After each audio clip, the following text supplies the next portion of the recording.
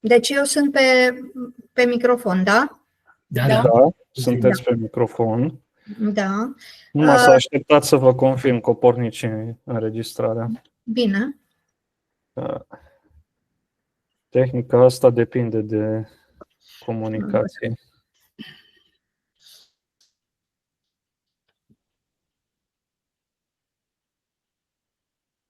Da, a pornit. Doamna Ludușan, eu am și prezentarea. Spuneți când doriți să o afișez pe ecran. Bine, bine. Da, la punctul 3. Deci, acum deschid întâlnirea. Bună seara, am onoarea să deschid întâlnirea Consiliului Civic Local din 15 mai 2025. Avem 5 puncte la ordinea de zi. Primul punct este poziția Consiliului Civic Local privind activitatea Consiliului Local în ultimele 30 de zile, prezintă domnul Iosif Pop, expert în strategii fiscale, economist. Eu am să prezint Ana Ludușan, mă numesc Ana Ludușan, prezint draftul de proiect, o propunere de proiect pilot, o numim platformă de servicii de sprijin pentru adolescenți. Punctul 3. Rolul de partener principal al proiectului ISJ Cluj. O rugăm pe doamna inspector general adjunct, Anca Hodorogea, să intervină și să prezinte istoricul, să zicem, activităților care se potrivesc la tema proiectului pe care vrem să-l propunem. Rolul instituțiilor publice și a specialiștilor responsabili de lupta antidrog. Aici am menționat pe Cristi Danileț, care are o experiență destul de vastă în probleme cu adolescenții și cred că acum predă cursuri pe teme de acest tip. Ne pot ajuta foarte mult. Am invitat și inspectori din serviciul teritorial DICOT. Nu ne-au confirmat. Au răspuns la invitație, am vorbit cu ei, dar nu au confirmat. Poate că vin. Punctul următor este sprijinul primăriei în crearea platformei. Aici am dat primăriei cumva finanțarea pe acest proiect, dar o finanțare destul de mică să creeze și să întrețină platforma unde se înregistrează serviciile și toate activitățile proiectului și să susțină și să organizeze conferința națională. Are și puterea financiară și deschiderea pentru acest lucru. Rolul TVR Cluj este imens, acolo se poate promova foarte mult proiectul, se pot face dezbateri, emisiuni care ar putea ajuta și proiectul să devină o temă publică și foarte bine conturată de specialiști și de cei care sunt implicați în proiect. Iar ultimul punct este stadiul de actualizare a regulamentului de bugetare participativă și a soluționărilor din protestul public. Tot domnul Iosif Pop va prezenta acest punct și rezultatele pe care le-am obținut în Consiliul Civic pe această temă. Îl poftesc pe domnul Iosif Pop să prezinte punctul 2. Da, mulțumesc mult, doamna Ludușan.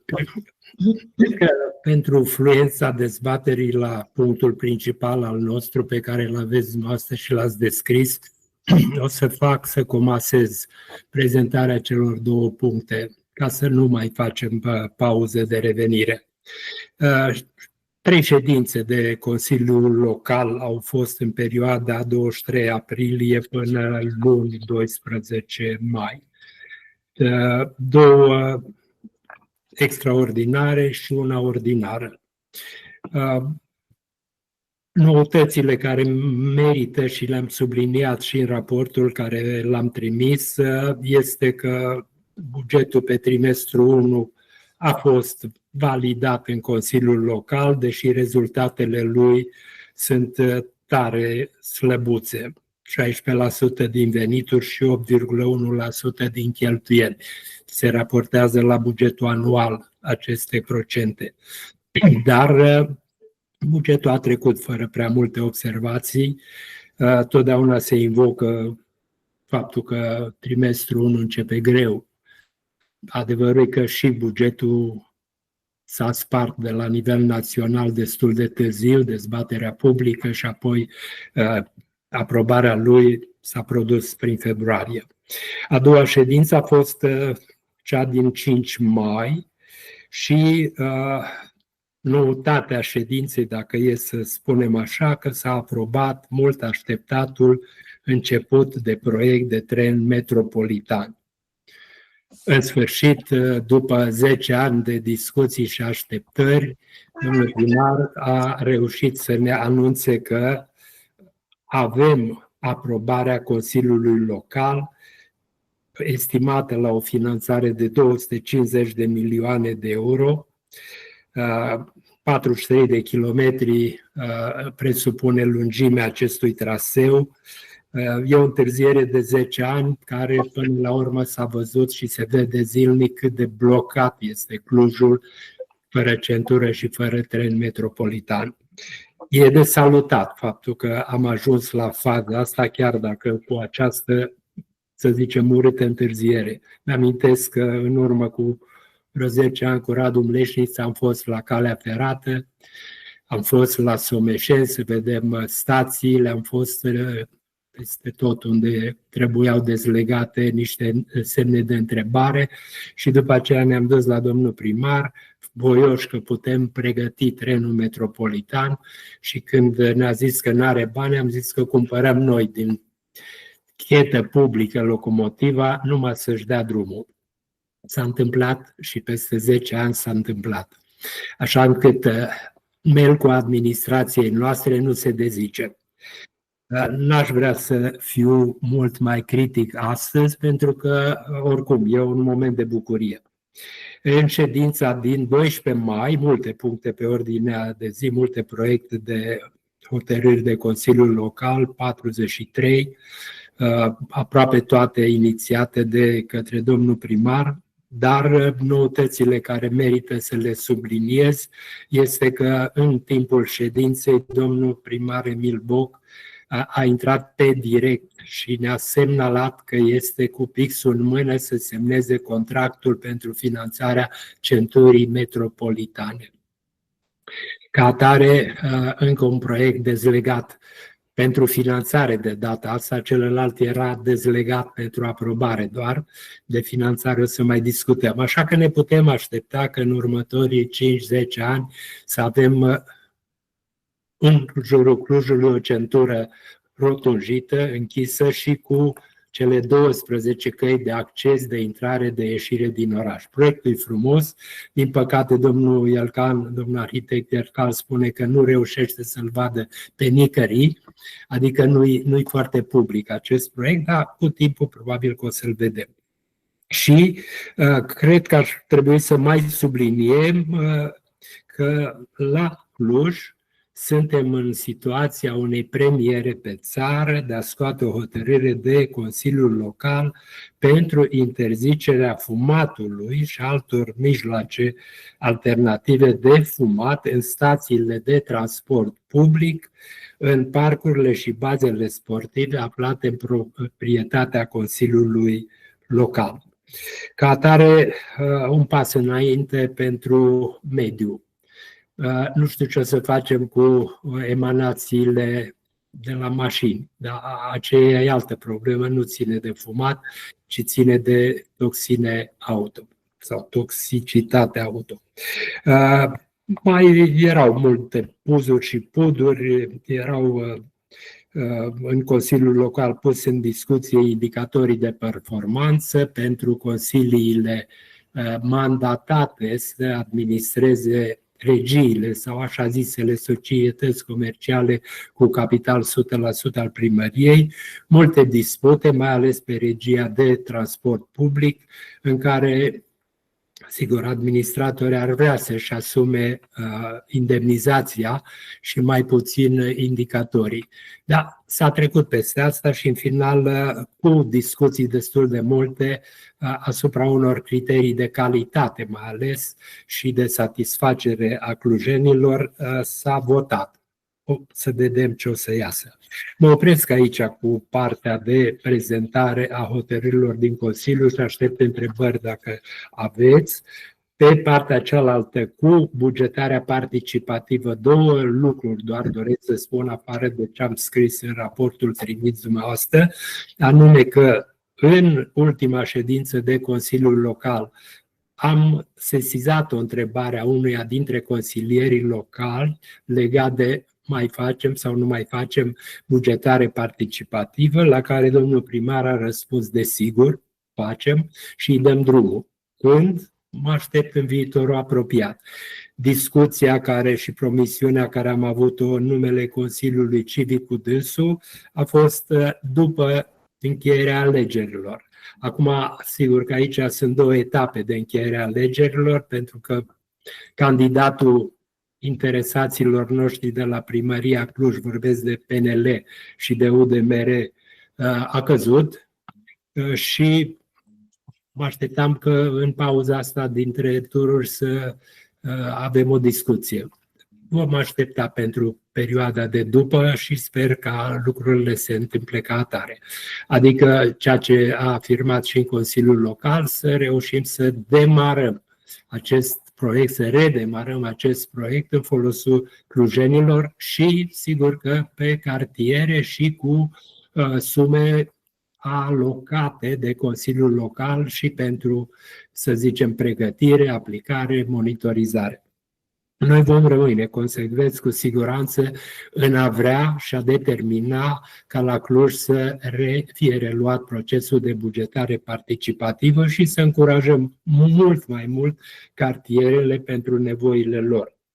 Legat de al doilea punct, cu acea plângere publică sau protest public pe care l-am adresat la multe instituții ale statului, în sfârșit, unul dintre șefii Parlamentului României, domnul Mircea Abrudean, care e interimarul la Senatul României, am reușit să avem o întâlnire la cabinetul de la Cluj, o întâlnire bună, cu promisiunea că ne apucăm de lucru și facem ceea ce ne-am propus.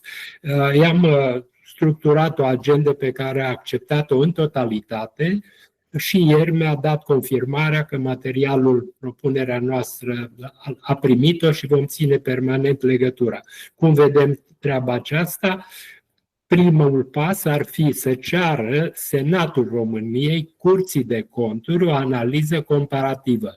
Cum se soluționau cauzele litigioase între controlații statului și controlul statului din punct de vedere juridic, adică acolo unde sunt dezacorduri, în perioada dinainte de a scoate instanțele în afara Curții de Conturi și în perioada după ce le-au scos de la Curtea de Conturi. I-am explicat și am văzut bine că cunoaște o cauză. Astăzi se judecă în instanțele comune pe durata de 3-5 ani, până când leul pierde din puterea, să zicem, de plată față de cea în care s-a produs fapta și ca atare, sigur că de aici și foarte multe posibile influențe. Și pasul 2, după ce avem această analiză și facem schimbul de informații, să putem trece la pasul următor, în sensul în care să facem o chemare la acțiune a tuturor parlamentarilor din județul Cluj, așa cum am procedat și la modificarea legii 544 pe 2001, să avem o punere de acord asupra unei variante pe care să o susținem și pe care să o supunem apoi dezbaterii publice. La nivel de țară e propunerea noastră și cred că așa se va întâmpla, pentru că un proiect de această anvergură legislativă așa ar trebui dezbătut. Și apoi să intre la votul Parlamentului dacă va avea susținerea necesară. Sigur că în expunerea de motive eu am subliniat mult mai multe fapte de nefuncționare a legilor din România și pasul următor ar fi, dacă prima etapă reușim să o parcurgem cu brio, să nu uităm de celelalte disfuncții care există în aplicarea legilor în România. Probabil pentru asta ne trebuie și un guvern mai determinat, mai hotărât și să existe și o atitudine a Curții de Conturi mult mai predictibilă. Deocamdată, Curtea de Conturi, când îi cerem constatările, ne spune că atunci când se va termina de judecat pricina dintre controlat și controlor, atunci vom avea și noi acces la constatări.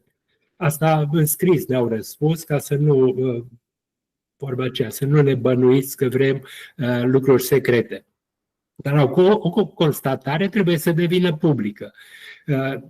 Din păcate, asta nu se întâmplă în România. Iar când cerem un regulament de aplicare a recuperărilor de daune din Consiliul Local, aici mă refer la Cluj-Napoca, ne spune, păi nu prea avem. Și dacă insistența noastră va fi, rugăm să-l faceți, probabil că ar trebui să avem tot un primat al Clujului de a pune în aplicare o lege mult mai riguros decât se întâmplă în țara românească sau în România, ca să fiu mult mai exact. Mă opresc aici și salut pe toți cei care s-au alăturat dezbaterii și cred că doamna Ludușan va face susținerea, iar domnul Radu va trage concluziile și eu le voi pregăti să le transpun în comunicatul de presă pentru toată lumea. Vă mulțumesc!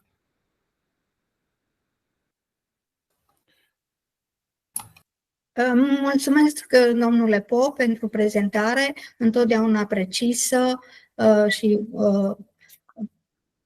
care dovedește pe deplin expertiza dumneavoastră și civismul dumneavoastră. Este prima dată când fac complimente în Consiliul Civic, dar simt nevoia să fac asta. Am văzut că s-a logat domnul director general Bonțidean, mulțumim foarte mult. Așteptăm să interveniți în desfășurarea dezbaterii pe propunerea noastră de proiect pilot. Deci, ideea noastră de proiect pilot pe servicii de sprijin pentru adolescenți s-a întâmplat datorită experienței noastre de a participa la conferințele internaționale organizate în România de către un ONG din Universitatea București, finanțat de germani și la care participau cei mai importanți procurori DICOT din țările unde exista trafic de droguri și crimă organizată cu ponderi foarte mari.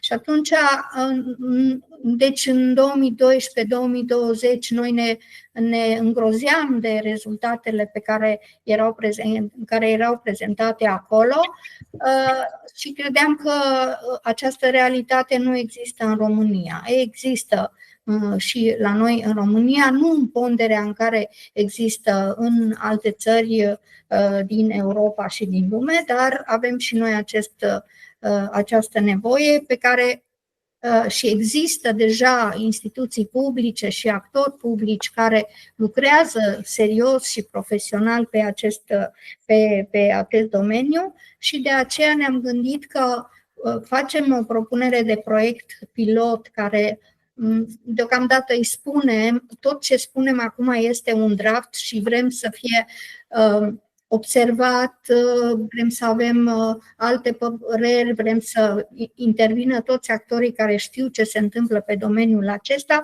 schimbăm totul și facem un proiect pilot care ar merita să fie la început proiect pilot pe județul Cluj, ca apoi să fie la nivelul regiunii nord-vest și apoi și în același timp proiectul pilot poate avea vizibilitate pe țară, pe România, datorită faptului că dacă există elaborăm această platformă și pe această platformă se încarcă toate serviciile pe care le efectuează deja instituțiile publice, intervenții ale specialiștilor, povești ale adolescenților, bune practici pentru că în acest proiect vrem să creăm o rețea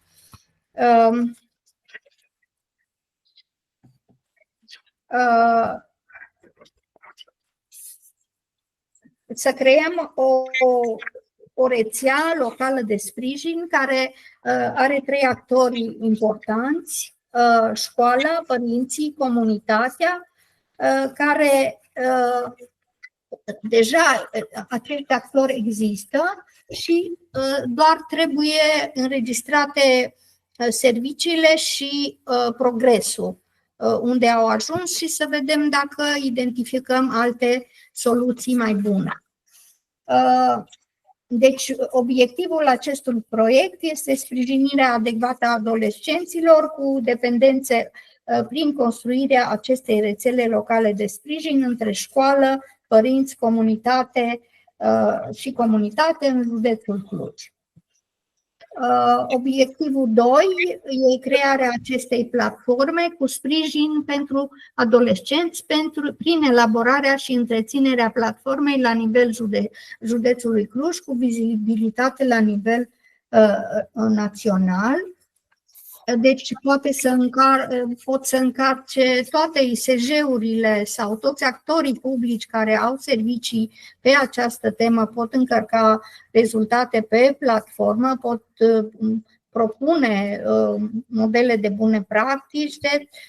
Este, cum să zic, un tablou, o oglindă a acestei activități care poate e la început, dar care poate așa, prin vizibilitate și prin cooperare, să ajungă la rezultate foarte bune și chiar la inovație. Obiectivul 3 este promovarea proiectului prin activități școlare care împuternicesc adolescenții vulnerabili. Deci am pus postarea pe platformă a serviciilor, a rezultatelor, a poveștilor de succes, că a poveștilor de dependență este foarte greu, deși se poate, sub anonimat, pot fi puse anumite lucruri sau ca o poveste care e poveste doar, dar care în povestea aceea se regăsesc cei care au nevoi și în același timp se regăsesc și cei care pot sprijini, actorii care au sau adolescenții care au nevoi, adică se sensibilizează părinții, se sensibilizează toți actorii din școală, consilierii din școală, profesorii din școală, diriginții din școală. Toată această rețea se sensibilizează și devine cumva, cooperează la un obiectiv comun. Se pot posta știri, interviuri, dezbateri despre proiect și despre rezultate care pot fi găzduite de TVR Cluj și am propus și TVR-ul a și acceptat această propunere a noastră, ne-a spus că ne sprijină absolut cu tot ce se întâmplă, deci cu promovarea proiectului, prin toate metodele lor și prin toate posibilitățile lor tehnice și de expertiză. Și realizarea unei sau organizarea unei conferințe naționale cu participarea tuturor ISJ-urilor din țară, care poate fi organizată la Cluj și de către Primăria Cluj. Noi am identificat, cum v-am spus mai înainte, resurse locale. ISJ-ul, în primul rând, ar trebui să fie coordonator de proiect pentru că are principalele, deci are deja un istoric în serviciile, nu neapărat exclusiv pe dependență, ci toate nevoile care strânjenesc într-un fel procesul educațional, au cabinete și au experți sau consilieri pe această temă. Și atunci acei consilieri ar putea forma o rețea a consilierilor școlari formați în proiecte, servicii de sprijin pentru adolescenți, dar noi în LADO am creat rețeaua națională a mediatorilor, care erau reprezentanți ai comunităților de migranți, pentru că noi am sprijinit și am oferit servicii gratuite pentru migranți, pentru a micșora conflictele între migranții care au nevoi și comunitatea locală care nu oferă întotdeauna tot ce au nevoie și există, și această percepție proastă față de migranți. Ceea ce vreau să precizez aici, că toate ONG-urile care se ocupă de migranți sau de vulnerabili sau specific aici pe migranți. Deci nici o organizație guvernamentală nu se poate ocupa de migranți care nu au ședere legală în România. Deci migranții care nu au ședere legală în România sunt gestionați de Ministerul de Interne, de un departament foarte specializat, cu oameni extrem de specializați. Deci, noi făceam aceste servicii, vin oameni din toată lumea, din 5 continente, avem studenți. Vreau să vă spun că migranții aduc beneficii la bugetul de stat. 80%, 90% dintre studenții străini își plătesc taxele școlare și trăiesc între 5 și 9 ani în România, deci toată cheltuiala lor de viață în cei 5-9 ani merge cu impozite, cu taxe, merge la bugetul de stat. Deci trebuie să vedem și lucrurile acestea, și lucrătorii, dar vă spun, ponderea migranților cu ședere legală este de 90%. Am deviat puțin ca să vă spun că avem experiențe în proiecte foarte delicate, cu teme foarte delicate, în care am găsit soluții.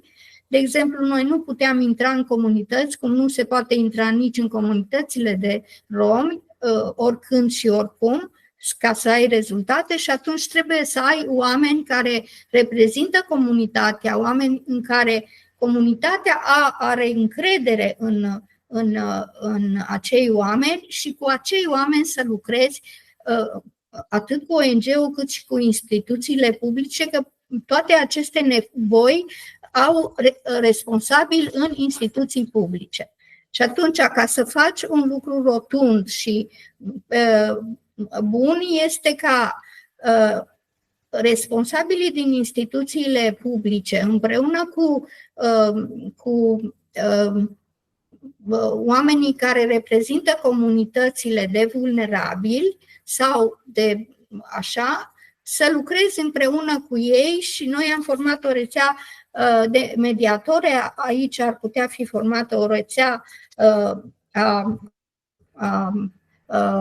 consilierilor locali, care poate să fie formată din elevi, din părinți, din profesori, din orice persoană care poate aduce plus valoare în proiect.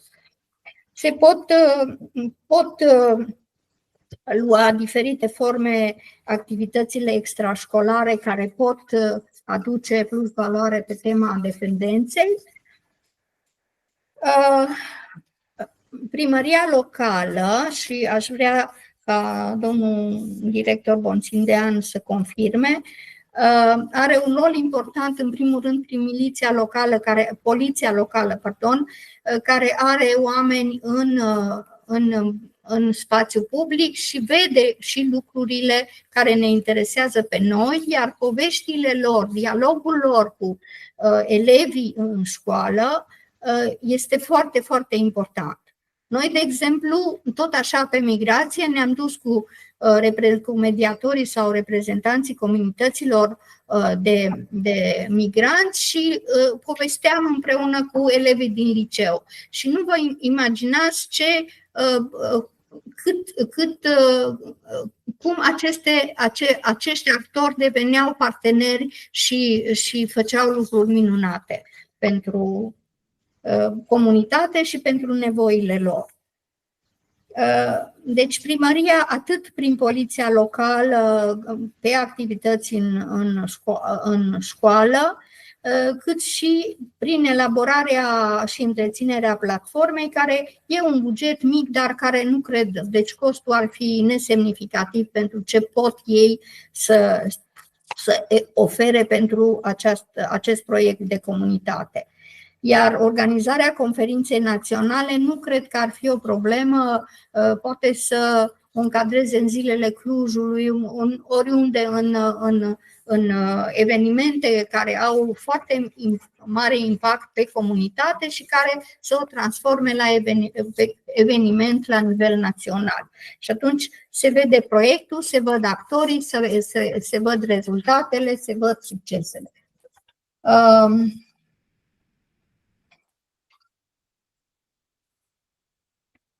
V-am povestit de TVR, deci ei ne susțin prin toate astea și trebuie să vă spun că există și participarea voluntară a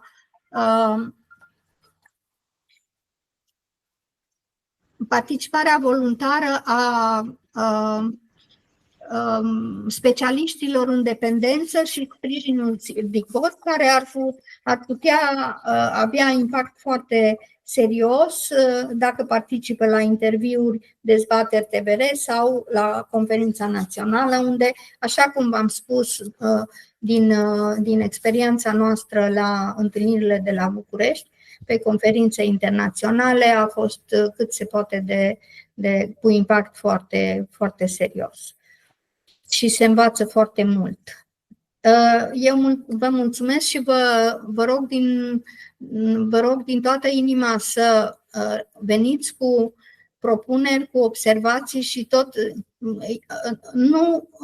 Ideea aceasta nu este o idee, este doar o idee care poate să prindă contur, carne și să aibă succes dacă toți cei care se pricep la această treabă pun osul, fie voluntariat, fie se găsesc finanțare pe diferite fonduri de finanțare, atât externe cât și interne.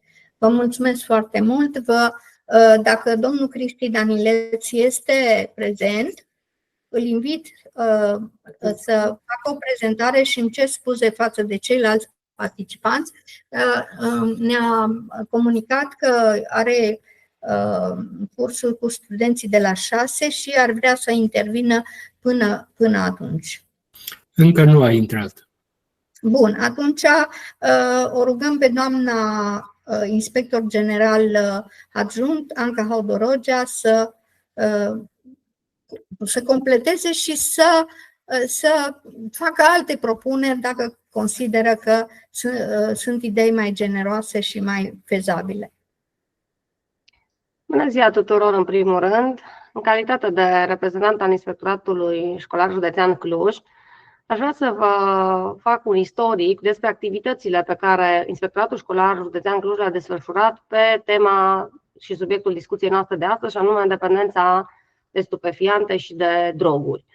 În primul rând, activități de acest gen la noi se fac în timpul orelor de dirigenție, posibil de atins astfel de subiecte, și s-au făcut astfel de activități prin profesorii diriginți în toate unitățile de învățământ. Pe de altă parte, se fac activități extrașcolare care se întâmplă nu doar în cele 2 săptămâni precizate pe structura anului școlar, și anume școala altfel și săptămâna verde. Săptămâna verde are o altă specificitate de altfel, dar în săptămâna școala altfel au avut loc și astfel de activități la nivelul unităților de învățământ. Pe de altă parte, Inspectoratul Școlar a fost partener și este partener cu Agenția Națională Antidrog, mai exact cu Centrul de Prevenire, Evaluare și Consiliere Antidrog de la nivelul municipiului Cluj-Napoca, și împreună cu acesta, respectiv cu ATO, Autoritatea Teritorială de Ordine Publică, a desfășurat pe parcursul anului trecut și acestui an activități de prevenție pentru consumul de droguri, respectiv consumul de stupefiante, activități care au avut loc pe zone: Turda, Câmpia Turzii, Dej, Gherla, respectiv municipiul Cluj-Napoca. Toate aceste activități, în primul rând, au atras o participare masivă a numărului de elevi, sute de elevi, pe total 1000 de elevi care au participat la aceste activități.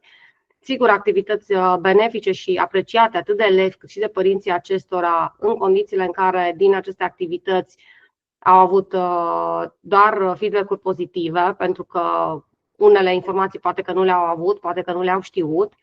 A mai fost o activitate de succes desfășurată la Turda împreună cu Teatrul Național Aureliu Manea Turda, la Colegiul Național Mihai Viteazu Turda, în care a avut, așa cum ați precizat dumneavoastră în prezentarea anterioară, o poveste a unui fost consumator de droguri, și este o poveste cu un puternic impact emoțional asupra elevilor atunci când un tânăr, care astăzi este adult, vine după ani de zile, el reabilitat în viața publică și cu activitate demnă de luat în calcul, după niște antecedente mai puțin fericite, din care cu siguranță că a învățat și a dezvoltat astăzi activități pentru elevi, astfel încât tinerii din ziua de astăzi să nu ajungă într-o situație în care similară cu ceea ce el a trăit într-o altă perioadă. Este un caz de succes faptul că el s-a reabilitat și poate continua activitatea în condiții normale, cele pe care ni le dorim noi.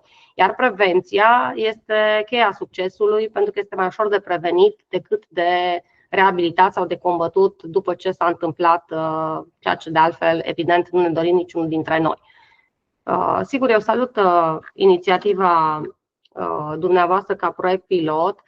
Noi suntem în multe proiecte cuprinși Inspectoratul Școlar Județean Cluj, atât pe fonduri externe cât și interne.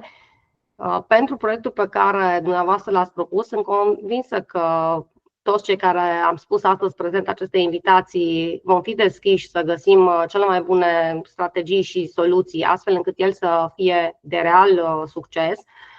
Însă aș face câteva precizări pe marginea prezentării dumneavoastră. În primul rând, ar trebui să definitivați oarecum o discuție cu Primăria Cluj-Napoca dacă primăria poate să susțină din punct de vedere financiar această platformă la care dumneavoastră faceți referire. Sigur că platforma poate fi benefică în așa fel încât pe această platformă să fie încărcate, pe lângă materiale, poate și înregistrări audio-video, sub rezerva anonimatului, pentru că discutăm și de GDPR pe de o parte, discutăm și despre faptul că sunt persoane care poate au povești pe subiectul nostru și care nu doresc să fie evident publice, deci doar sub rezerva anonimatului probabil vor putea da explicații sau să povestească o anumită trăire legată de subiectul nostru.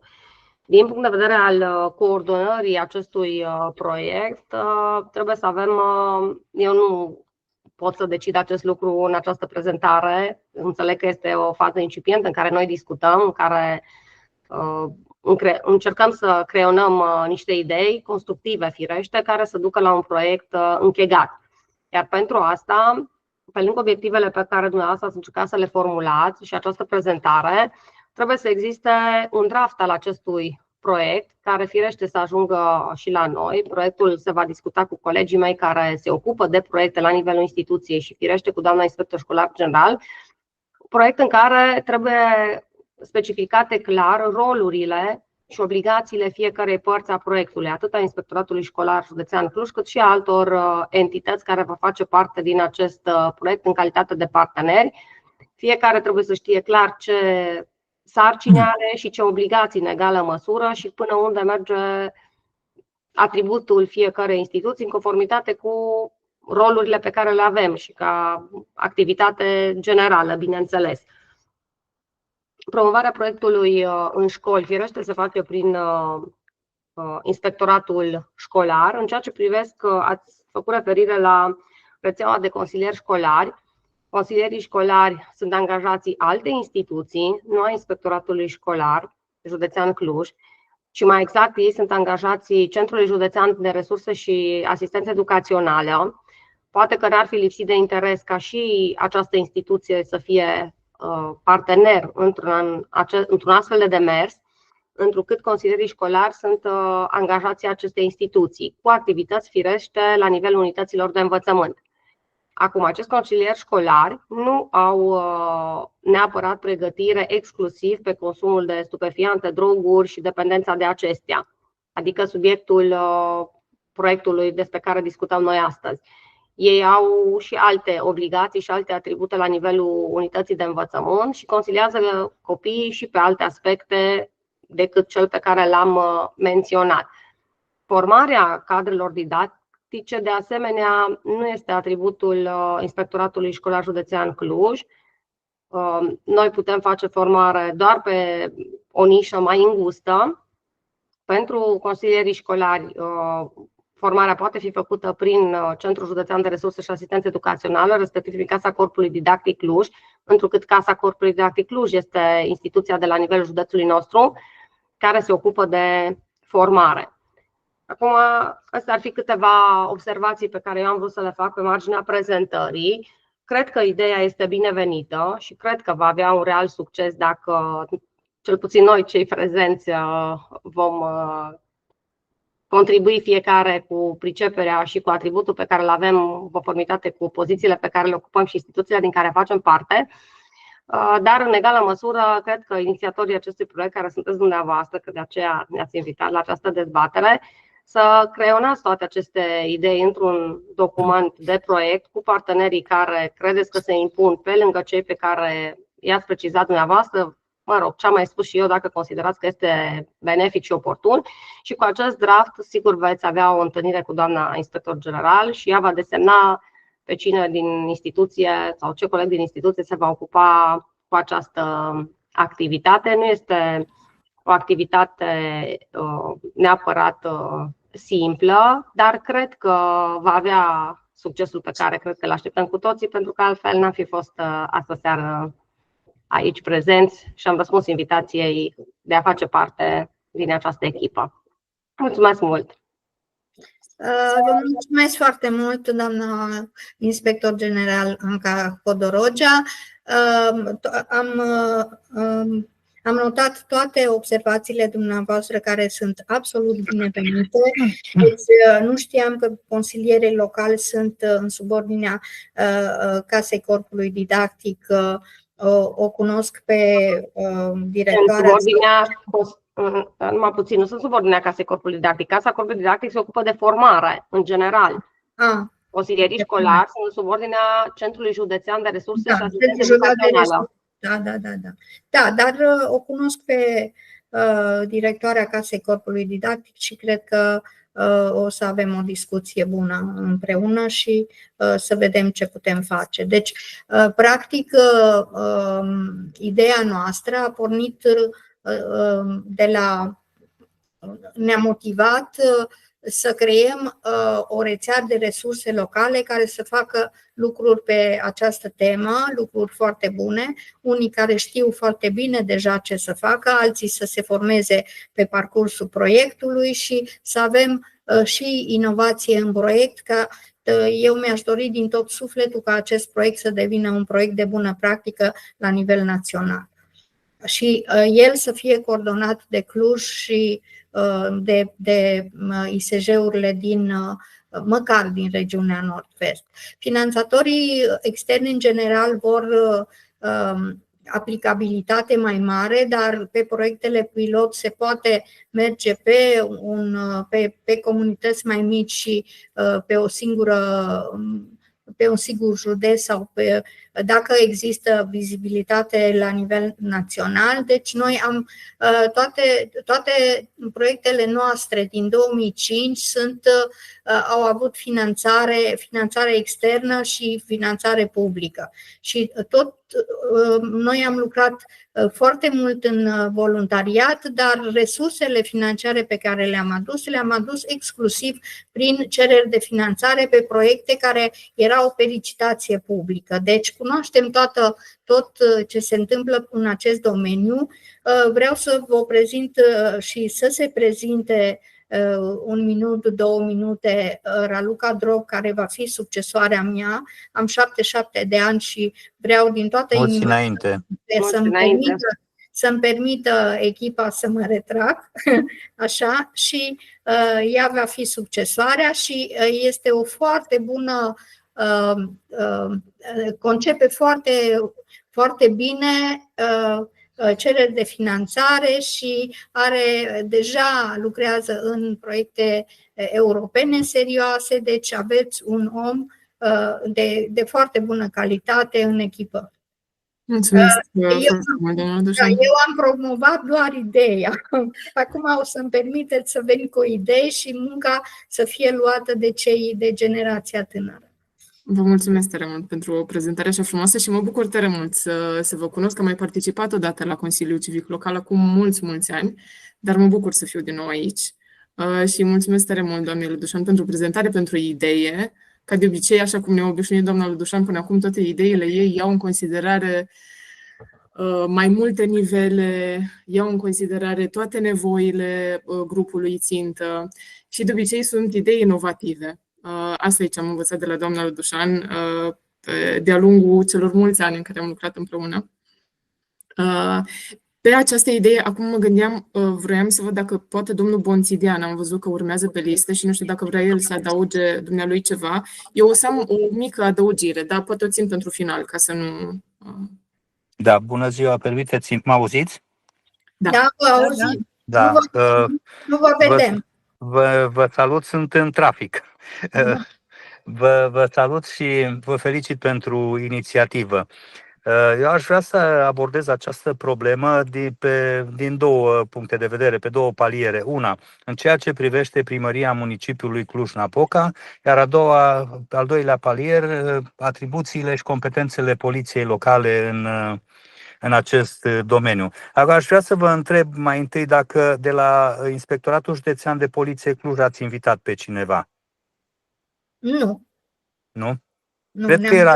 Cred că era bine, pentru că la Inspectoratul Județean de Poliție Cluj există un birou specializat de prevenire și au o experiență vastă. Doamna Hodorogea cunoaște și cine conduce acest birou și au avut foarte multe inițiative, inclusiv cele legate de acei mii de copii care au participat la diverse întâlniri. Bun. În ceea ce privește... Suntem la primul pas, o să facem mulți pași până încheiem. Am înțeles, dar cred că era important să fie și din primul pas. Sigur, se poate pe parcurs, nu este o problemă, se poate... Mulțumim. Da, este o sugestie doar. Da. A doua problemă, deci prima problemă, cea legată de primăria Cluj-Napoca. Noi am avut foarte multe inițiative în ceea ce îi privesc pe tineri și aș putea să vă dau foarte multe exemple, de la acele vouchere pentru a merge la sport, pentru ca să nu stea în fața blocului sau să meargă în baruri și în localul, de alimentație publică unde există tentații. Avem bazele sportive unde au gratuitate, avem transportul gratuit pentru elevi, avem acel club pentru tineri deschis pe strada Iuliu Maniu. Au fost alocate fonduri importante pentru activitățile tinerilor. Avem 10 pentru Cluj, pentru cei mai meritorii elevi din Cluj-Napoca. Sigur, sunt foarte multe, e o listă întreagă, n-aș vrea să vă plictisesc cu chestiunea aceasta. Domnul primar și conducerea primăriei municipiului Cluj-Napoca este aplicată și permanent urmăresc ceea ce se întâmplă în Cluj-Napoca pe linie de infracționalitate, inclusiv consumul de stupefiante. Sigur că noi avem o colaborare cu poliția municipiului Cluj-Napoca, cu cei de la crimă organizată. Aș vrea să vă spun că ne întâlnim săptămânal în fiecare zi de vineri, avem o întâlnire inclusiv protecția copilului și analizăm toate aspectele legate de consumul de stupefiante care au apărut într-o săptămână, să spun așa. Deci în fiecare vineri noi avem această întâlnire și această analiză. Sigur că activitatea preventivă, cum spuneați și dumneavoastră, este cea mai importantă.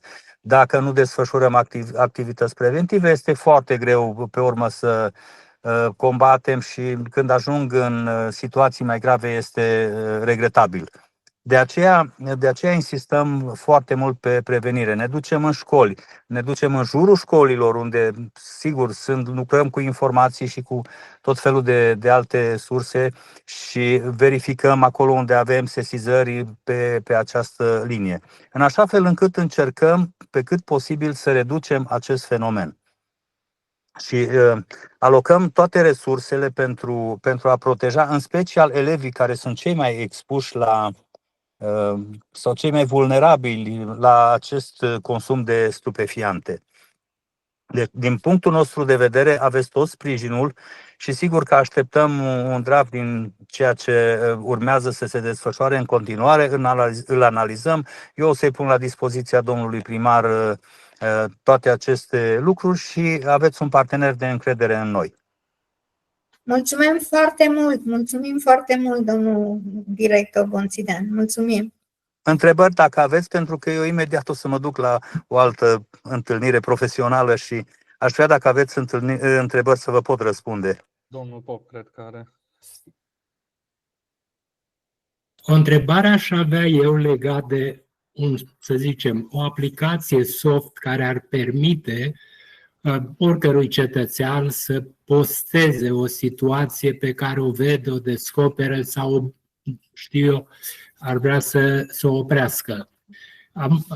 Primăria are o aplicație de genul My Cluj, în care foarte multe aspecte care țin de, nu știu, evenimentele din oraș pot fi acolo sesizate. Dar cred că pentru o activitate specifică de genul acesteia, o aplicație similară, poate chiar My Cluj să fie aplicația, doar să poarte denumirea, să zicem, diferită, care să ne dea posibilitatea la toți sau să dea posibilitatea la toată lumea, la toți clujenii, să contribuie la acest fenomen de oprire a consumului de droguri. Credeți că este fezabilă o astfel de colaborare cu primăria? Vă salut, domnul președinte, și mă bucur să vă aud. Da, există această posibilitate, însă este destul de complicat. Eu vă spun că anul trecut am înregistrat doar la poliția locală aproximativ 60.000 de sesizări. Rețineți, 60.000 de sesizări. Orice sesizare care este făcută atât la noi cât și la poliție trebuie verificată. Resursele pe care noi le avem sunt nu limitate, sunt extrem de mici, să vă spun așa. Și atunci, dacă deschidem o astfel de aplicație și este la liber, fără să te identifici, atunci o să avem o problemă foarte mare. Mai mult, legat de, știu eu, fotografii, alte lucruri, intrăm în zona GDPR-ului și trebuie să analizăm foarte bine aceste lucruri. Dar putem să discutăm, putem să analizăm și sigur că se găsesc soluții și variante de lucru. Mulțumesc frumos, e încurajator răspunsul. Vă mulțumesc și eu, domnul președinte. Dacă mai aveți pentru mine întrebări? Eu vă mulțumesc din toată inima, domnul Bonțidean. Doamna Ludușan, vă mulțumesc și aștept să colaborăm în continuare. Da, aștept. Cred că am lucrat împreună cu ani în urmă, nu? Cu siguranță, cu siguranță. Într-un proiect, da. Vă doresc o zi bună tuturor. Numai bine, toate cele La bune. revedere!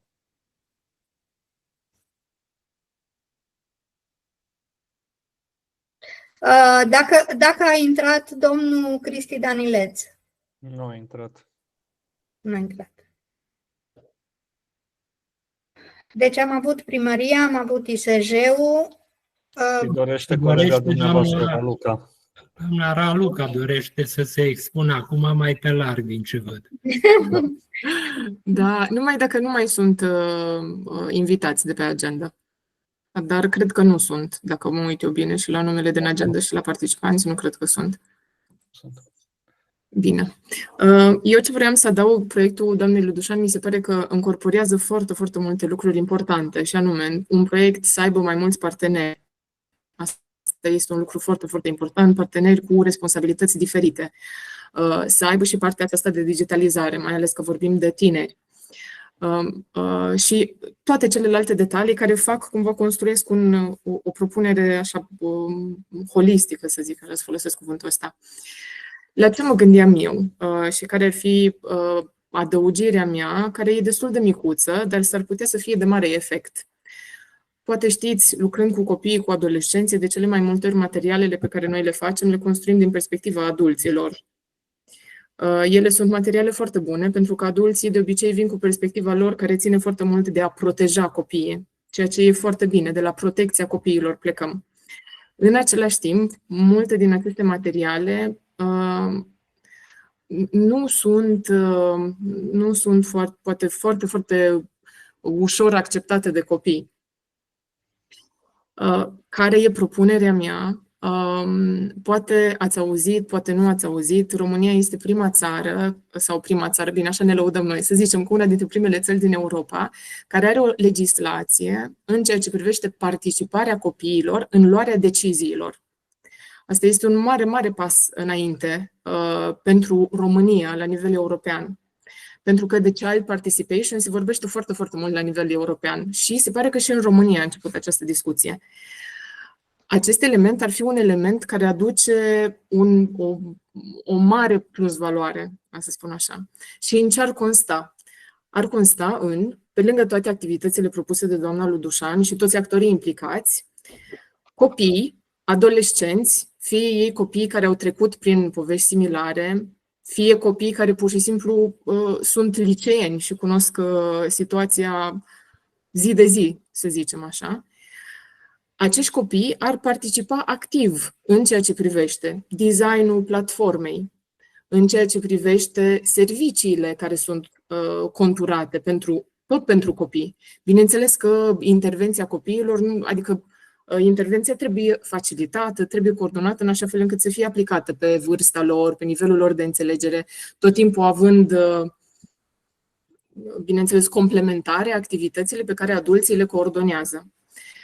Dar elementul acesta în care copiii sunt implicați activ, nu doar că implică, adică nu doar că formează următoare generații de copii care de tineri și adulți care vor fi foarte atenți la acest aspect, dar și materialele produse sunt materiale foarte aplicate pe cum văd copiii lucrurile. Poate e nevoie, de exemplu, de canale de TikTok mai mult sau poate e nevoie de, nu știu, conturi de Instagram. Da, asta vreau să spun și mi se pare că lucrul ăsta poate fi făcut într-un mod foarte de însemnătate și pentru copii și pentru adulți. Da. Cred că ăsta era punctul meu și aș dori, dacă aș mai avea o singură idee legată de partea de finanțare a ideii. Mie mi se pare că ar fi minunat dacă primăria ar putea să ofere sprijin în ceea ce privește finanțarea acestui proiect, pentru că asta ar veni cu anumite avantaje. Dacă primăria ar finanța un proiect de asemenea învergură, asta ar însemna că și noi, în intervențiile noastre, ne putem plia mult mai bine pe nevoile adolescenților, pe nevoile organizațiilor care lucrează în domeniu, pe nevoile instituțiilor. În același timp și raportarea ar fi un pic mai puțin birocratică. A doua variantă, desigur că sunt finanțările europene. Doar că aici dezavantajele le cunoaștem un pic, partea mult mai birocratică, faptul că ești nevoit să trunchiezi anumite lucruri în funcție de apelul deschis și atunci ideea prezentată de doamna Ludușan s-ar putea să trebuiască să sufere anumite modificări ca să ne putem plia pe finanțările acestea. De asta cred că ar fi o idee, adică ar fi de un incredibil și real folos să putem să mergem pe o finanțare care să aibă criterii un pic mai laxe, dacă ar veni din partea primăriei Cluj. Astea erau cele două puncte la care mă gândeam eu. Dar vă mulțumesc tare mult și mă bucur tare mult să vă cunosc. Mulțumesc, Raluca. Ideile sunt foarte bune, așa cum ai învățat în organizație. Deci eu de obicei am deschiderea foarte mare și această deschidere foarte mare are riscuri majore. Tu mergi pe o plajă mai restrânsă, dar mult mai focusată și mai precisă și cu un real, cu posibilitate de succes reală. Deci introducem ideile tale, mulțumim, te premiez. Vom lua toate ideile. Încă o dată precizez că această idee e la primul pas și este doar o propunere, deci ea poate să aibă o gestație de un anumit timp. Cred că o să facem un draft de proiect, dar vă spun, draftul de proiect are, deci dacă îl faci general ca să se potrivească pe toți finanțatorii, el este foarte vag.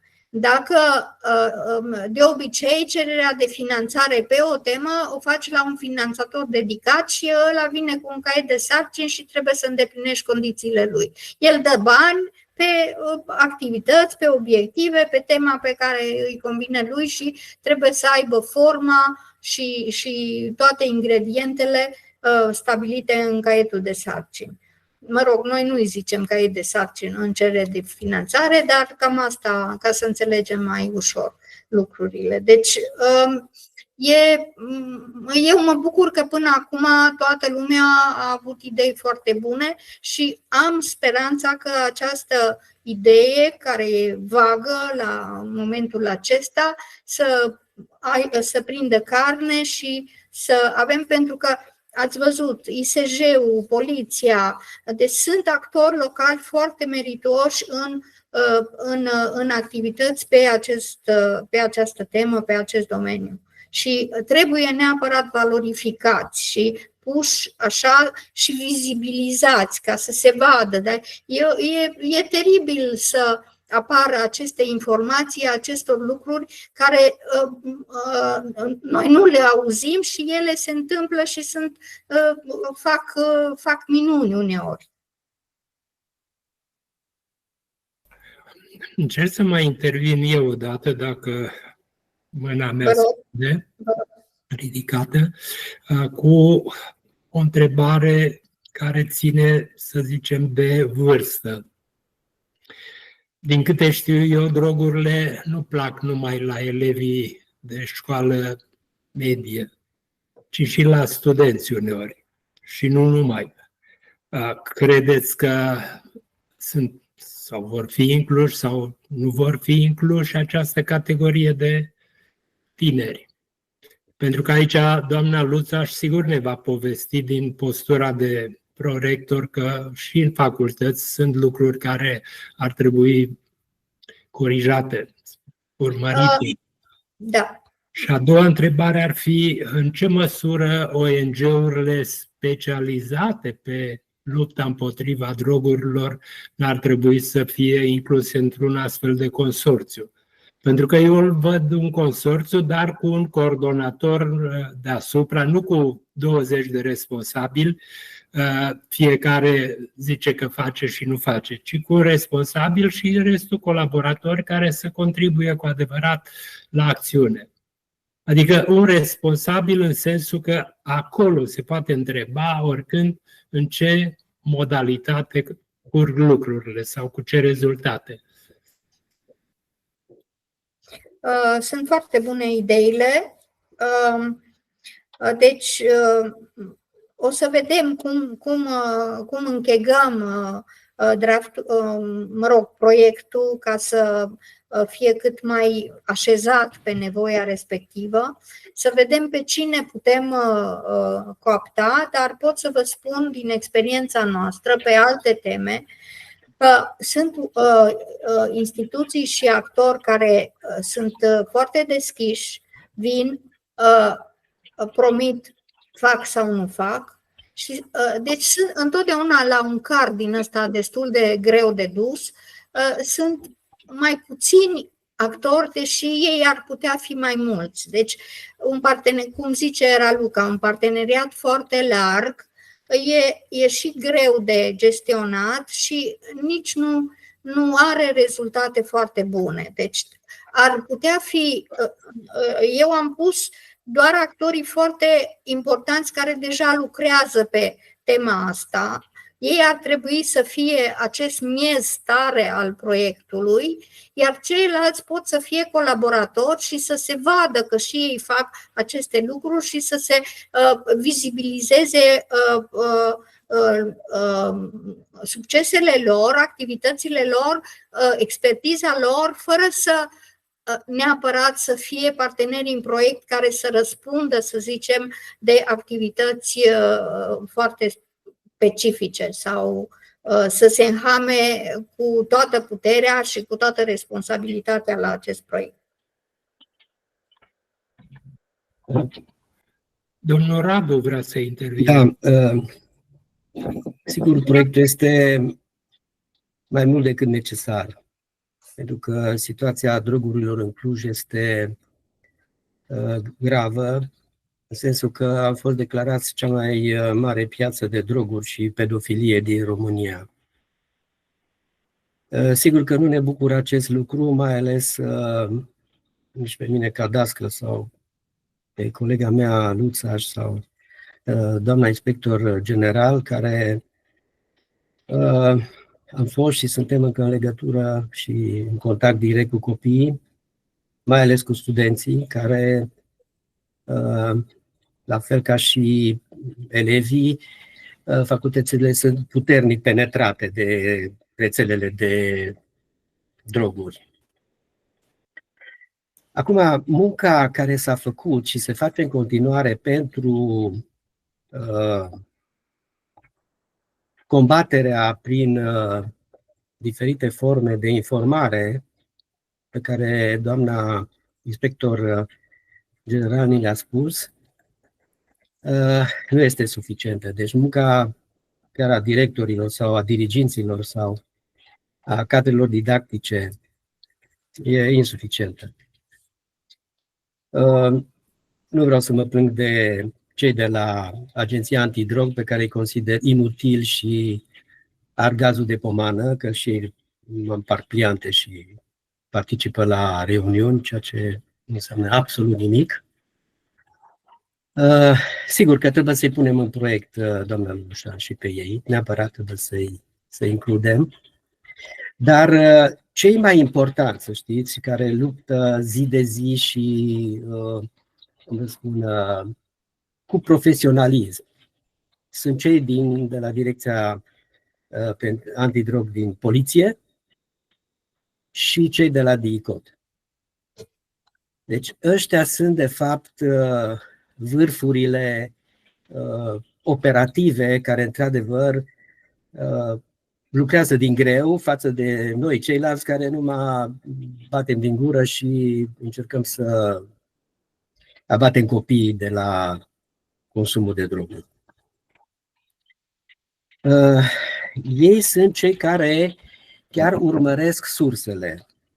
Ei sunt cei care identifică rețelele, pentru că aici am problema cea mai gravă în Cluj, pe care cel puțin primăria și Consiliul Județean habar n-au sau nu vor să se bage, deși e treaba lor, într-un fel.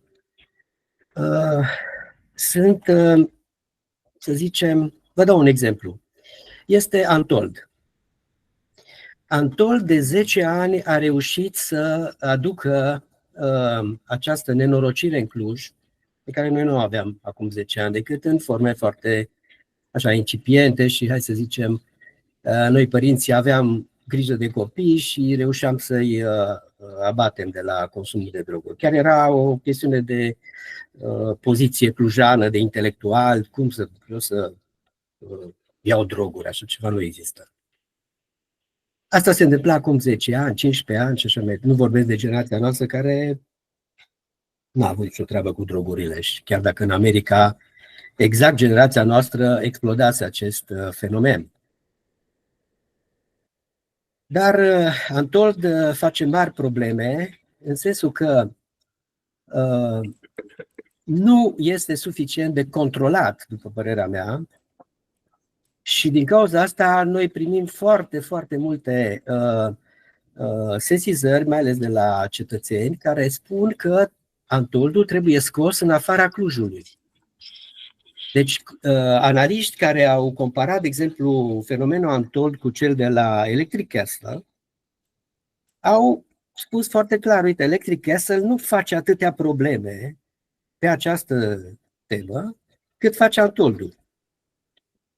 Și atunci noi ar trebui să presăm, mai ales pe capul Antoldului, pe Emil Boc, care l-a exagerat la culme, să-l presăm să mute acest fenomen în afara Clujului. Doar sunt destule locuri peste dealurile astea, sau știu eu, unde să mutăm acest festival și în felul acesta să degajăm Clujul, adică să descleștăm Clujul de această chestiune. Acum, ce a spus Bonțidean, foarte frumos, mi-a plăcut ce a spus, el n-are bani, săracul. El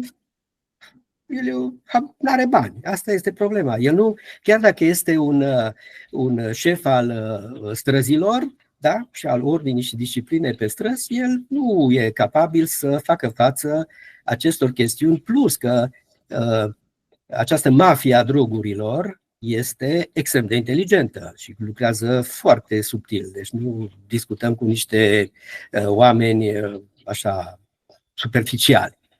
Nu, este exact organizați ca în filme. Ei, copiii uitându-se la filme, sigur că iau modelul, deci nimeni nu mai poate să se oprească să se uite la Netflix sau știu eu, la alte canale care, asta e rolul principal, cum să promoveze acest consum de droguri ca să facă cât mai mulți bani. Asta e ideea. Deci asta ar fi a doua propunere care vă fac. Prima, neapărat pusă poliția cu direcția antidrog, pentru că sunt foarte buni și chiar se pricep, și DICOT-ul, care, sigur, e procuratura, deci aici nu intră în discuție. Ei trebuie să urmărească fiecare pas, să aibă informatori, să aibă tot ce trebuie. Dar de-aia e plătit. Iar a doua, Antoldul, să propunem ca Antoldul să fie scos în afara Clujului. Nimeni dintre oamenii, să zic, de cultură și artă, inclusiv eu, care am sprijinit foarte mult acest gen de festivaluri, de muzică mai ales, trebuie puse în afara orașului. Și atunci și supravegherea va fi mai simplu de făcut, pentru că asta este fenomenul de astăzi, nu avem ce face. Trebuie să luăm măsuri, pentru că drogurile au devenit o problemă egală cu traficul infernal și poluant creat de Emil Boc în 20 de ani, ca să știți. Mulțumesc! Am notat observațiile dumneavoastră, sunt binevenite și o să le introducem în procesul verbal și cred că în comunicatul de presă. Vreau să precizez că DICOT-ul nu poate fi partener în proiect pentru că el e instituția care cumva, deci din Ministerul de Interne, care are proiecte de monopol, adică nu dă din casă informații, dar poate să dea, așa cum am spus, cum eram noi invitați la conferința internațională, veneau procurorii și spuneau rezultate și așa, nu nominalizau, nu. Deci toate aceste informații sunt prelucrate de specialiști care să aibă un impact pe fenomenul respectiv, pe tema respectivă, pe vulnerabilii respectivi. Deci nu vorbim, și de asta și în proiect eu m-am ferit să, chiar și așa, într-o denumire de draft, să numesc servicii pentru adolescenți pe tema drogurilor. Deci nu putem folosi niște cuvinte de care se sperie cel care este vulnerabil. Deci trebuie să folosim cuvinte pozitive ca pe el să îi se mărească încrederea că în noi are un partener prin care poate să scape de această dependență. Deci aici specialiștii știu foarte bine ce să facă, cum să facă. Deci limbajul trebuie și mesajele gestionate cu foarte mare prudență. Se dă foarte puțin din casă și există într-adevăr povestea sau așa care e ficționată, nu e povestea unuia cu nume propriu. Deci o să avem atenție și ne ținem la curent. Vreau să vă mulțumesc. Ideea asta, ca să facem treabă la Cluj pe această temă, antidrog, a venit de la dumneavoastră. Deci paternul este al dumneavoastră, nu al meu. Eu am luat idei și de la conferința națională și de la alții, deci eu culeg și pun pe masă. Nu sunt autor. Sunt două mâini ridicate, doamna Ludușan, da? Mihaela și a domnului Radu. Cui dați cuvântul? Da, aș dori ca doamna profesoară Mihaela Luțaș să vorbească și după aceea domnul Radu Adrian.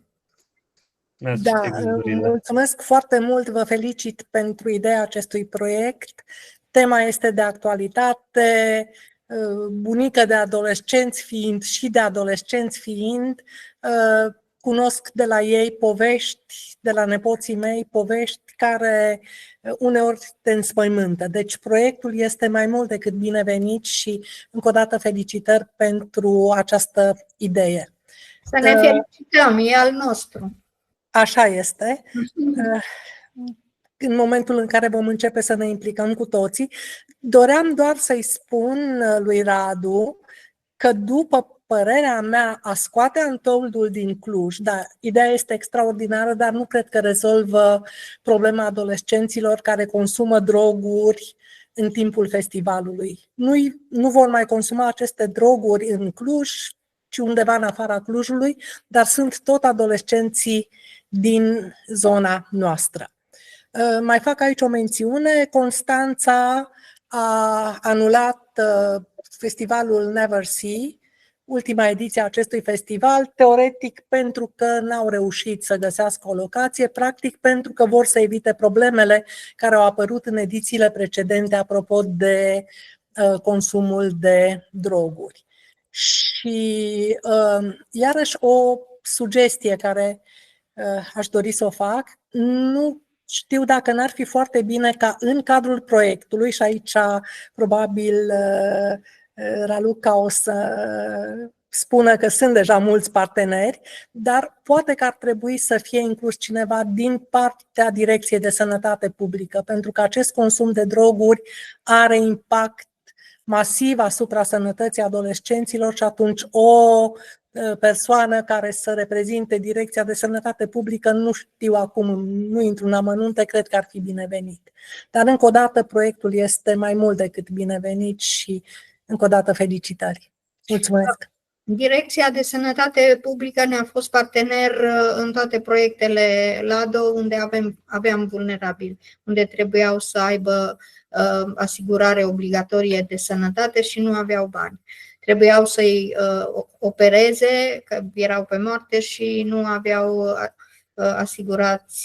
asigurare medicală și Raluca s-a dus și în 3 ore a reușit să, împreună cu cei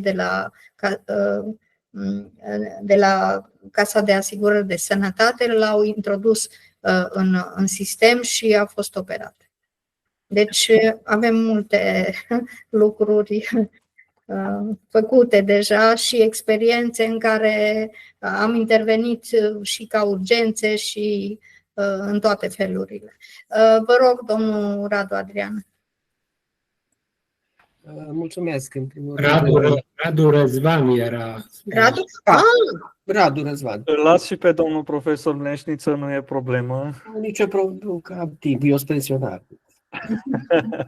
Da, Eu chiar mă bucur că stau mai mult, că îmi trece timpul. Aveam o remarcă legată de vârstă, dar în momentul ăsta am observat că un coleg, domnul Andreica, ne-a pus comentarii pe YouTube.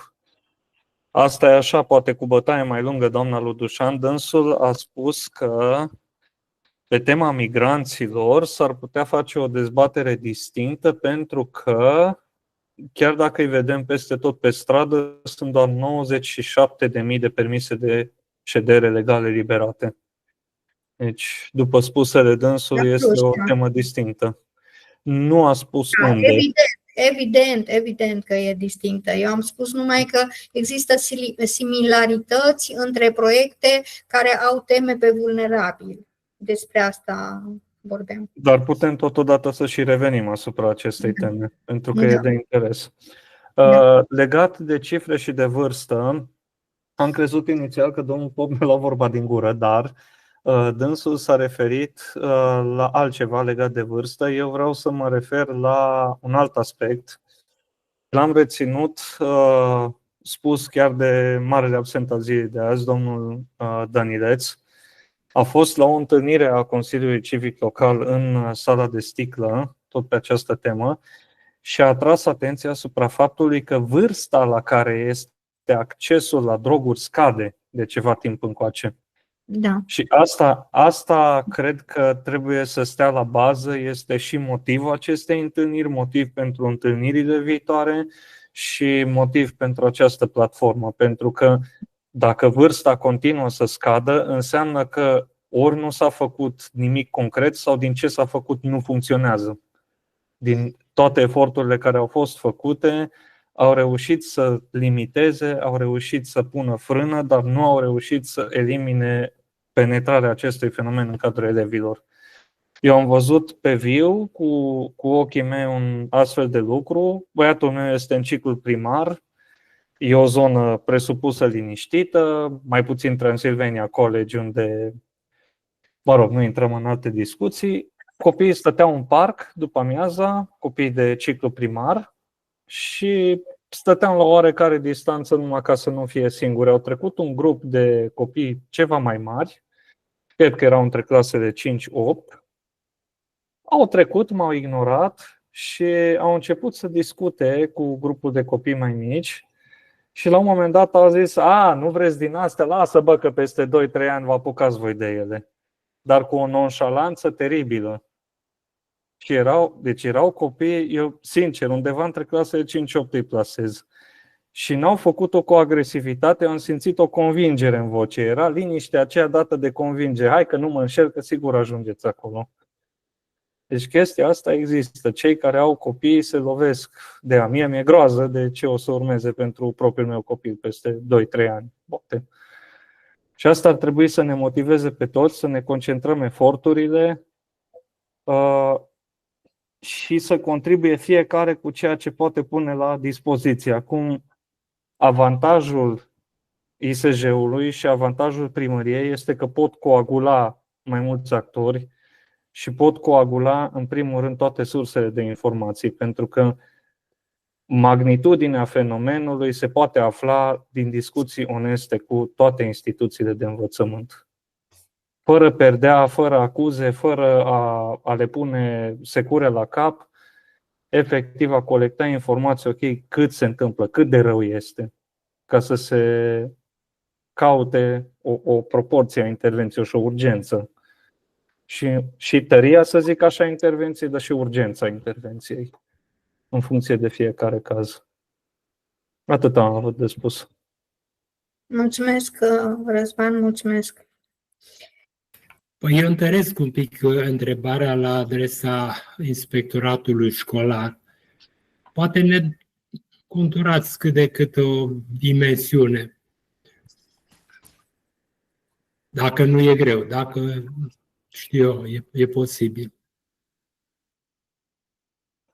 Ne ajutați să ne dăm seama cât de mare e anvergura proiectului. Anvergura există, însă nu vă pot da o dimensiune a acestui aspect, pentru că nu este subiectul de care eu să mă ocup. Nu este în atribuția mea directă. Eu astăzi reprezint instituția Inspectoratul Școlar Județean Cluj, dar nu vă pot furniza asemenea informații. Înțeleg. Mulțumesc frumos.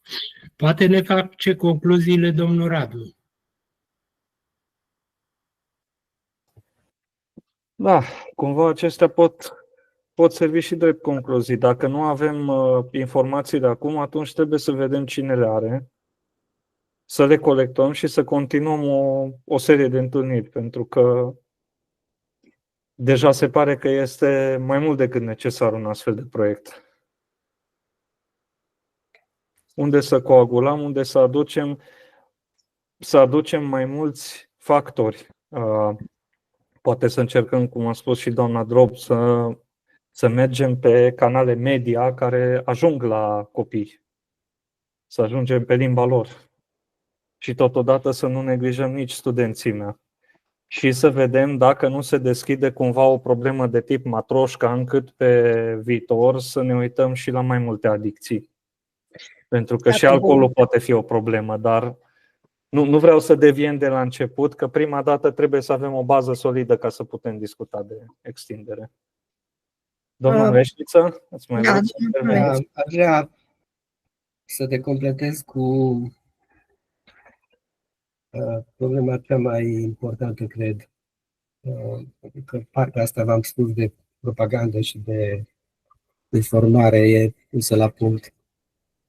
Noi trebuie să găsim căile prin care să desființăm rețelele de droguri. Și acolo trebuie să lucrăm cel mai mult. Să găsim căile cele mai eficiente, să-i ajutăm și pe ea de la poliție, de la antidrog. Asta e cel mai important lucru, că așa o să tot facem discuții și seminarii și... Deci, unde se produc drogurile, unde se distribuie, ce fenomene fac ca drogurile să ajungă la Cluj. Până acum, cel puțin, să zicem, 5-6 ani, suspectam foarte mult baza militară americană de la Câmpia Turzii că ei nu sunt controlați. Și știm că soldații americani totdeauna au astfel de droguri la ei, că așa le dă voie regulamentul. Dar ceea ce insist este ca să găsim într-adevăr rețelele de droguri. Inclusiv pe doamna profesoară, inspectoratul de învățământ. Deci nu-mi dau seama, dumneavoastră aveți cumva contactul cu directorii sau cu diriginții care să vă informeze, nu că copiii iau droguri, că asta știm, că și noi când eram mici, poate și voi și dumneavoastră fumați țigări nepermise în toalete, în școală. Dumneavoastră aveți aceste informații, cum ajung drogurile la copii în școală. Că noi, de exemplu, cu Mihaela, doamna Luța și doamna profesoară, noi n-am reușit. Eu, de exemplu, n-am reușit nici măcar să-mi dau seama cum ajung drogurile la studenții mei, la școala doctorală sau știu eu, Pentru că sunt foarte inteligenți, totul este atât de bine lucrat, încât tot ce povestim noi aici e inutil. Ei se uită la Netflix de seară, la nu știu ce serial unde mexicanii duc droguri în Statele Unite sau așa mai departe, și deja de acolo mai luat o tehnică, încă o chestie, încă m-am învățat ceva. Deci asta trebuie să se concentreze în mod special. Îmi pare rău că poliția locală, Bozidean, un om extraordinar. Eu cred că ar face dacă le-ar da ceva bani, tocmai pe chestiunea asta, să-și creeze un aparat care să fie un aparat inteligent, care să știe cum să lucreze, nu să stea acolo în fața școlii și să vadă dacă copiii se bață. Deci asta este ceea ce am vrut să completez, Radu. Mulțumesc! Mulțumesc și eu, domnul Mleșniță. Vreau să vă spun că această poziție a dumneavoastră a fost adusă în majoritatea conferințelor internaționale la care am participat și procurorii DICOT din țările cu probleme foarte serioase pe antidrog și așa au spus că din punctul lor de vedere rețeaua de traficanți e atât de puternică și atât de bogată și atât de utilată, încât întotdeauna este cu 3 pași înaintea ministerelor de interne a procurorilor, pentru că ei creează sistemele știind reacțiile DICOT-ului. Deci ei știu la ce să se aștepte din partea poliției și a DICOT-ului, deci a persoanelor specializate pe asta și atunci inventează soluții foarte ingenioase, inovative și la care ei, procurorii, ajung peste 3 ani să le descifreze și să... Deci asta au spus în multe conferințe internaționale, oameni care lucrează la nivel european și internațional. Rețeaua este, vreau să vă spun că am citit un roman acum scris despre relația Albaniei cu China din anii 70, în care Mao voia să cucerească sau, să stăpânească Albania ca să pună primul picior în Europa și de acolo mai departe. Și o făcea trimițând, a distrus Albania pentru că a dat un ajutor pe jumătate, a finanțat-o să se industrializeze și la jumătatea proiectului a asistat finanțările și s-a ruinat Albania. Până la urmă, cu un efort uriaș, și-au revenit pentru că Mao a murit și succesorul lui nu mai avea ideea tatălui. Și atunci, asta vă spun, deci Mao voia să intre în Europa cu 60 de tone, trimițând 60 de tone de marihuana în Europa. În carte scrie asta și documentată. Deci, vreau să vă spun că eu cred că doar putem asista. Deci putem îngriji copiii, educa tinerii. Noi nu avem alte instrumente ca societate civilă. Instituțiile specializate, probabil, dar asta ar trebui să fie soluțiile lor, nu a societății civile. Ceea ce vă spun eu, noi, societate civilă, putem doar să sprijinim și să fim alături de victime și să facem ce putem pentru ei.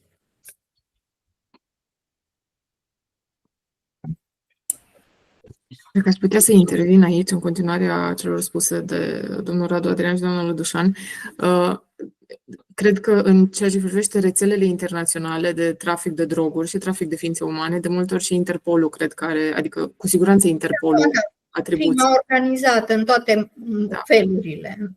Fiind, o entitate care e foarte dificil să poți, din nou, ca societate civilă, să faci parteneriate cu astfel de entități, dar de cele mai multe ori rolul, sau doamna lui Dușan spune că nu, oricum ar fi rolul societății civile, într-adevăr, ține mult mai mult de partea de raising awareness, de control, behavioral change, modificarea comportamentului, de popularizarea informației în rândul populației generale și în rândul oamenilor care trec prin problema respectivă. Și împuternicirea victimei, adică pe el victima fiind împuternicită, e mai, da. Pentru că, într-adevăr, cum spuneți dumneavoastră, asta mi se pare și mie problema numărul 1, existența acestor persoane care fac trafic și care... Aș vrea să adaug un singur lucru, dacă se poate, eu tot timpul mă gândesc la partea asta de finanțare, poate pentru că asta e principala mea activitate. Aș vrea să vă întreb pe dumneavoastră, din experiența dumneavoastră, primăria poate oferi finanțări de genul acesta? Eu cred că poate finanța crearea și întreținerea platformei, ceea ce înseamnă vizibilitate pe activitățile pe care le pot pune actorii responsabili și cei care au expertiză și conferința națională. Asta se poate și nu cred că vom reuși de la primărie să obținem. Dar dacă vrei să faci o echipă care coordonează, să zicem, proiectul și monitorizează și face ce trebuie ca toate lucrurile să meargă, să fie la zi și să se împlinească obiectivele, trebuie să fie o echipă care, chiar dacă nu-ți plătiți cine știe ce, dar nu lucrează chiar degeaba. Radu, că tu știi că noi 10 de ani am lucrat degeaba, dar există mult așa amărală în gură din asta și oamenii trebuie să trăiască, au de plătit facturi, deci, credeți că ar fi ca o variantă, credeți că ar fi o soluție? De exemplu, dacă am face un fel de mapa sau cartografiere a tuturor a posibilităților de finanțare în acest domeniu. Pentru că ele există, posibilități de finanțare în afara contextului local. Asta ar fi un pas sigur, ca să știm ce să facem, cum să ne creionăm conceptul, proiectul. Cu mare drag aș putea să mă ocup de asta și să văd un pic cam ce finanțări ar fi și direct din partea Comisiei Europene, dar și la nivel național, și din partea fundațiilor, și din partea companiilor din România. Dacă considerați că ar fi de folos, eu aș putea să mă ocup de asta și pot să vă trimit ceva care să facă un rezumat. Excelent, vorbim despre asta, e o resursă extraordinară. Puțini se angajează la așa efort. Aș interveni și eu aici cu 2 puncte. Unul care să răspundă la întrebarea de adineauri. Da, primăria Cluj-Napoca are alocate surse pentru ONG-uri și activități de acest gen. Bine, și culturale și de altă factură, dar în fiecare an se iau în discuție proiectele care s-au pus pe masa Consiliului Local și se alocă resurse în funcție de criteriile pe care primăria le găsește de cuviință să le ia în considerare. Nu cred că un astfel de proiect nu va obține o finanțare, dar nu o finanțare de genul că angajăm 20 de ca să plătim să facă, nu știu, să scrie un regulament sau să se uite pe site-ul primăriei. Eu am pus în sarcina primăriei exact ce pot ei finanța, știind ce finanțează spre ONG-uri. Deci îți dă resurse pentru anumite lucruri și mai ales tot ce ține de vizibilitatea primăriei. Adică îți dă bani ca ea să se vadă că a fost finanțator pentru o treabă care are impact. Punctul 2. Haideți să structurăm la capătul dezbaterii 4-5 puncte de interes pentru viitor. Cum văd eu și cum vă propun să identificăm mai bine problematica și actorii responsabili. Astăzi ne-am lămurit în bună măsură, dar nu de tot. Eu nu cred că colaborarea DICOT-ului nu poate fi atrasă, mai ales ca să obțină ei informații despre ce se întâmplă în piață și în viață.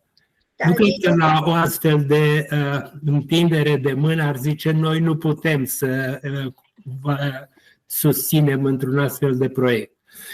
Al doilea pas îl văd pregătirea în cunoștință de cauză a draftului proiectului. Al treilea pas îl văd să discutăm cu principalii contributori la proiect după ce draftul este conturat și să vedem și ce zice primăria și ce zice, nu știu, toți ONG-uri, colaboratori, inspectorat, universități, dacă vor fi incluse, după care să discutăm și resursele cu proiectul scris, cu draftul scris. Cu siguranță că în momentul în care ideea e așezată în coordonate, așa are și un buget rezonabil pus alături, discuția poate să aibă loc. Cu siguranță anul ăsta nu mai prindem de la primărie alocarea de resurse, dar pentru anul aproape cert că o putem prinde. Încă nu știu, cred că nu s-au discutat încă, pe la mijlocul anului de regulă se împart bănuții. S-au împărțit la sport, dar nu și la ONG-uri, din câte eu am urmărit.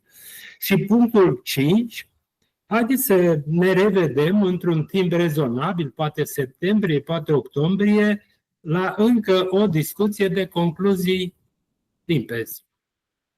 Cum vi se pare, aș vrea să știu și eu. Posibil. Mi se pare posibil. Bun, atunci întrebarea este Raluca sau Ana? Raluca. Ana vine cu ideile alea. Sigur. Cu mare drag, cu ajutorul doamnei Ludușan. Da, deci, Da. Deci Raluca sprijinită de doamna Ana. Da, stau în spate, da. Stau cu tot dragul. Oricum trebuie să stau, că dacă duce mai departe Lado, îmi ia de pe cap așa, în greutate. Bun, în luna următoare, rolul de raportor îmi revine mie, pe daune și bugetul local. Așa că luna iunie e cu subiecte mai sensibile chiar decât ăsta, pentru că discutăm de cel puțin 150 de milioane de euro pierduți de primărie, așa, cum s-ar zice, de-a degeaba, ca să nu spun altfel. Da, asta pe data viitoare. Cred, doamna Ludușan, că am venit în susținerea dumneavoastră și cred că concluziile vă aparțin. Nu, am zis că Radu Răzvan le face concluziile. Mi le-a luat domnul Pop. A sumarizat. Da, eu zic că le-ați făcut dumneavoastră. Deci, cred că în mare am lămurit ce aveam de lămurit. Nu are rost să lungim și să consumăm timp. Deci e mai mult invitație la treabă și să urmăm pașii și să ne reîntâlnim cu treabă bună în octombrie, deci cu un material bun pe masă în octombrie și cu, sigur, discuții, toate etapele parcurse și cu un material, cu un drag de proiect foarte închegat. Eu vă mulțumesc tuturor pentru participare. Întotdeauna așteptăm idei, propuneri și observații și alternative la ceea ce spunem noi pe site-ul Consiliului Civic și pe la adresele noastre de Consiliul Civic, deci în rețeaua noastră. Deci vă mulțumesc încă o dată, seară bună, toate cele bune. Mă bucur că ați fost alături de Consiliul Civic și de Liga Apărării Drepturilor Omului pe această temă care ne doare cam pe toți. O seară bună vă dorim. Mulțumim Seară și bună, noi, seară mulțumim. bună! Seară Vă bună, rog să la rămâneți revedere! să închidem transmisiunea. La revedere, seară bună!